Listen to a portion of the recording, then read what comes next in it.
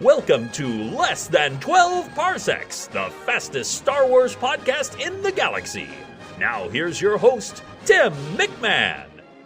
What did you like better, Jedi or The Empire Strikes Back? Empire. Blasphemy. Oh no, it's not Tim, but please don't retune the channel, as it's certainly an episode of Less Than 12 Parsecs, but with a transatlantic twist. My name's Dave Mars, and I used to co-host and produce a Star Wars and science fiction podcast known as Hot Wampa. Sadly today, the Hot Wampa podcast is no longer being produced. Constraints on my spare time pretty much closed the show down, and whilst the Hot Wampa feed is no longer available, our back catalogue is still available to listen to over on YouTube if anybody wants to check that out. So, back in the days when I was a podcaster, I had the privilege of Tim's presence as a guest on a roundtable episode of Hot Wampa that focused on Rogue One, just after the movie's release. I've been an avid listener of Less Than 12 Parsecs ever since, so when Tim offered me the opportunity to host an episode of Less Than 12 Parsecs, I immediately jumped at the chance. So, what topic should I choose to discuss? Recently, Tim's been covering his Star Wars top 5s, and I suggested an idea that keeps within that theme to Tim, who then basically told me to just, indulge my idea. Now let me explain. These are my top 5 examples of Star Wars at the movies Easter eggs. Basically, if there's a visual nod or reference to Star Wars in a non-Star Wars movie, it counts. Likewise, if there's a non-Star Wars movie visual nod or reference inside a Star Wars movie, it also counts. Number 1. Close Encounters of the Third Kind. Steven Spielberg and George Lucas have long been close friends and collaborated together on the Indiana Jones films. Tributes to their friendship can be found throughout many of the movies that both directors have made. In Spielberg's 1977 masterpiece, Close Encounters of the Third Kind, an upside-down R2-D2 can be briefly spotted on the underside of the UFO mothership. I guess that in addition to guiding X-Wings and Jedi starfighters through hyperspace, R2's astro-navigation skills made it possible for the aliens to locate Devil's Tower in Wyoming. Number 2.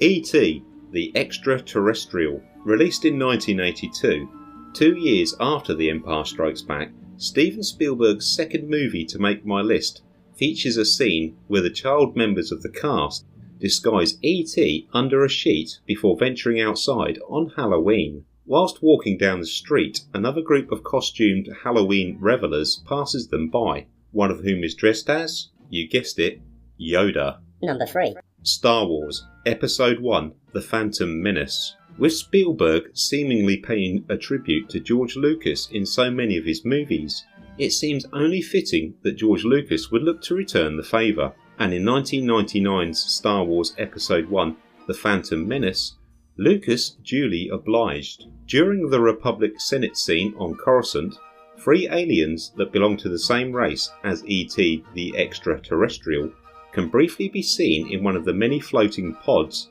that hold the various delegations from the different planets that comprise the Galactic Republic.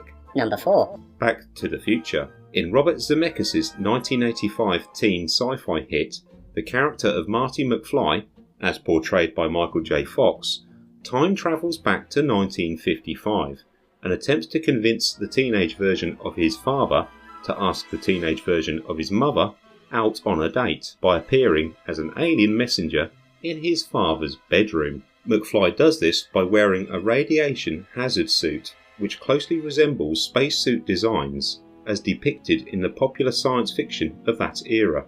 He wakes his sleeping father by blasting Van Halen into his ears using his Walkman. When his father asks McFly who he is, McFly gives his name as Darth Vader from the planet Vulcan. Okay, I know there's a little stealthy Trek reference in there as well, but incidentally, that leads us well into the next Easter egg. Number 5. Star Trek, First Contact. Okay, I know that for some, mixing the two biggest space-based science fiction franchises is a big no-no. In fact, it's almost a bigger social taboo than crossing the streams. But there are more Easter eggs than you might think. R2-D2's cameo appearances in the J.J. Abrams Trek movies is pretty well known. But did you know that the Millennium Falcon actually photobombed its way into Star Trek back in 1996? In the Star Trek movie First Contact, during the scene where the Federation fleet is attacking the Ball Cube, sharp-eyed viewers will have noticed the fastest hunk of junk in the galaxy doing its part to help prevent the assimilation of humanity by the collective. Now, this was something that I had heard rumours about years ago, but I never quite believed it to be the case. So in the process of researching this topic, I slipped First Contact into my Blu-ray player, then set about pausing frames and zooming in during the space battle. Blink and you'll miss it, but I assure you that the Millennium Falcon is indeed present. It turns out that John Knoll, the visual effects supervisor at Industrial Light and Magic, already had a digital rendering of the Millennium Falcon ready for use in the special editions of the original Star Wars trilogy. Industrial Light and Magic was also responsible for the visual effects that featured in Star Trek First Contact. So, in a rather cheeky little moment, Noel decided to sneak the Falcon into the background in a couple of scenes. Anyway, those are my top 5 Star Wars at the Movies Easter eggs, although there's many more, some of which are blatantly obvious, whilst others are quite subtle. In fact, I've barely scratched the surface with regards to this topic. So what are your top 5 Star Wars at the Movies Easter eggs? I want to know. But hey, don't fill up my email with your answers. Instead, send them to 12parsecs.podcast@gmail.com or use any of the Less Than 12 Parsecs social media accounts.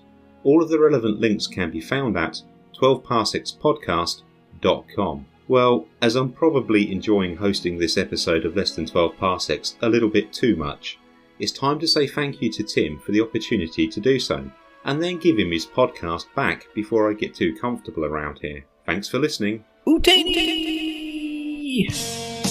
Empire had the better ending. I mean, Luke gets his hand cut off, finds out Vader's his father, hand gets frozen and taken away by Boba Fett. It ends on such a down note. I mean, that's what life is, a series of down endings. All Jedi had was a bunch of Muppets. You've been listening to Less Than 12 Parsecs, the fastest Star Wars podcast in the galaxy. For links and show notes, visit our website, 12parsecsPodcast.com. Follow Less Than 12 Parsecs on Twitter at 12parpod, on Instagram at 12parsecsPodcast, on Tumblr at 12parsecsPodcast, and find us on Facebook as well. And please let us know what you think. Email us at 12parsecsPodcast@gmail.com.